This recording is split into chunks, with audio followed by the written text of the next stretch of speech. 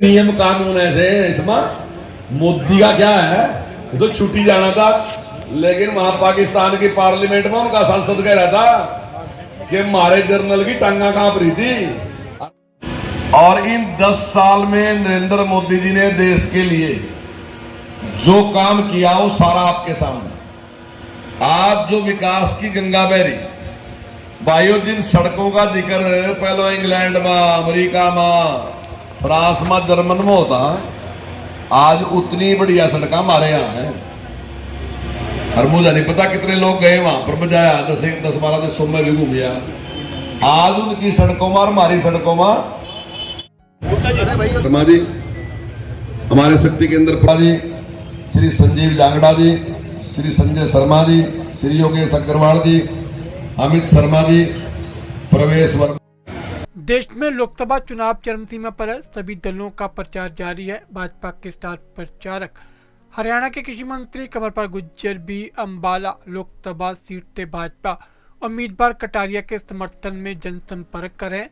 कृषि मंत्री ने जगाधरी विधानसभा के कई गांवों और शहर में लोगों से जनसंपर्क किया। कृषि मंत्री ने कहा कि हर तरफ भाजपा के पक्ष का माहौल है और भाजपा हरियाणा लोकसभा की सभी 10 की 10 सीटों पर जीतेगी।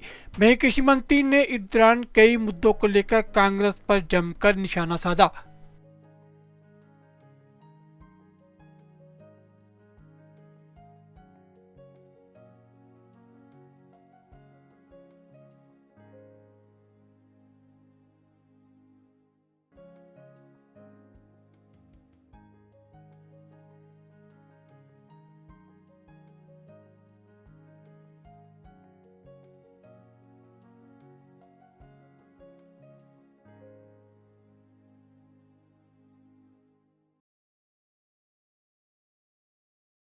बड़ी निराशा क्या होगी कि इतने लंबे टाइम तक वो अपना कैंडिडेट ही डिक्लेयर नहीं कर सके। तो मैं समझता हूँ ये हताशा का ही कारण है कि वो इतने लंबे टाइम तक कैंडिडेट डिक्लेयर नहीं कर सके। नहीं, देखिए बिल्कुल बहुत अच्छा माहौल है और निश्चित तौर से 10 की 10 विधानसभा, 10 की 10 लोकसभा की सीटें भारतीय जनता पार्टी जीतेगी। इस प्रकार की कल्पना करने में कोई हर्ज नहीं।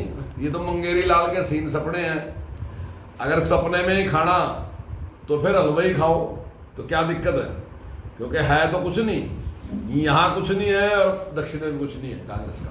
उनको ना ही तो उम्मीद वहां से है, क्योंकि एक चुनाव उन्होंने लड़ लिया, तो मैं समझता हूँ अब शायद उनको उम्मीद नहीं है कि वहां से की जनता उनका साथ देगी।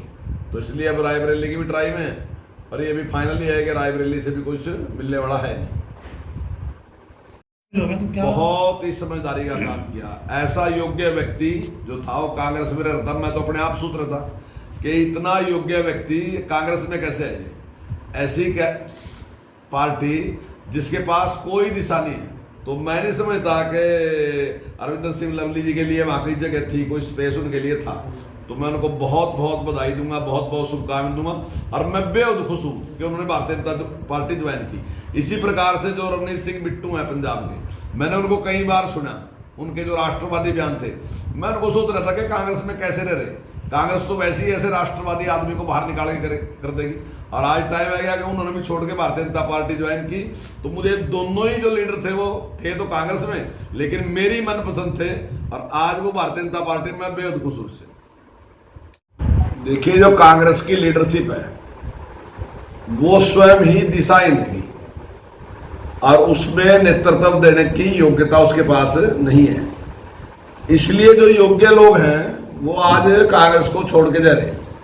उनके पूर्व के जो सीएम हैं वो तक भी पार्टी को छोड़ के चले गए। तो आज उनको विषय नहीं दिखाई देता, कहीं कोई विजन पार्टी के पास नहीं है। लोग जब काम करते हैं ना लगातार, तो किसी विजन के ऊपर काम करते हैं। तो जब अगर आपके पास कोई विजन ही नहीं है देने के लिए कार्यकर्ता को अपने, तो फिर मैं समझता हूं कि कार्यकर्ता साथ नहीं रहेगा। बड़ा भारी एक गंभीर प्रश्न है कि किसी पार्टी का नेता अपना आधार बढ़ाने के लिए यात्रा निकालता है। सभी पार्टियां इसी प्रकार से प्रयास करती हैं, लेकिन यहां आधार बढ़ने की बजाय घटने लग रहा। जो लोग उनकी बात सुनते हैं तो उनको निराशा होती है और उनकी लीडरशिप को भी, जो उनकी उसकी पार्टी के लीडर हैं उनको भी निराशा होती है।